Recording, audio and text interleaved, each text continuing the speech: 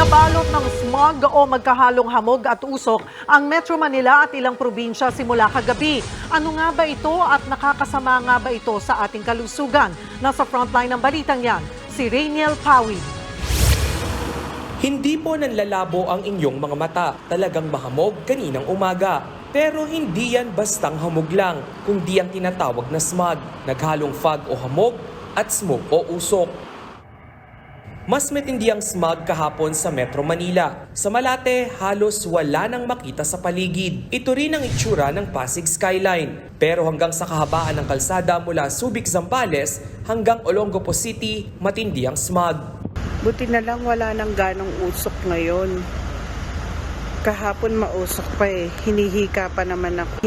Pero bahagya na rin yang nawala. Ayon sa Pag-asa, ang naranasang smog ay dulot ng thermal inversion. Karaniwan ito tuwing sasapit ang bare months kung kailan malamig ang panahon. Yun po yung, by definition po, parang yung warm air po sa taas ay natatrap niya yung cooler air po dito sa surface. So, yung normal po natin ay mas mainit po dito sa ground. And then habang tumataas po, mas cooler or mas malamig po dapat siya.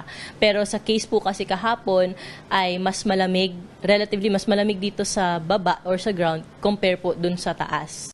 Habang itinutulak ng mainit na hangin ang malamig na hangin, nagkakaroon ng fog. Hindi makatakas ang fog na yan na nahahaluan ng usok mula sa mga pabrika, sasakyan o anumang nasusunog. Hindi rin kasi makaangat ang usok dahil sa mainit na hangin. May halo na po siyang pollution or meron po tayong tinatawag na mga aerosols o yung dumi po sa hangin na kasama. Kaya kung mapapansin natin outside, medyo grayish po siya.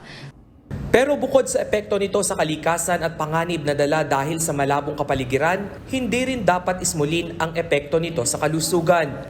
Health risk yan may risk tayo dyan Kasi continuous exposure sa smog can damage your airway, will irritate your airway, and then chronic exposure from that would cause you lung diseases or respiratory illnesses like asthma. Kaya payo naman sa mga matyatsyempo sa smog, laging magsuot ng face mask, uminom ng maraming tubig, at limitahan ang exposure sa smog.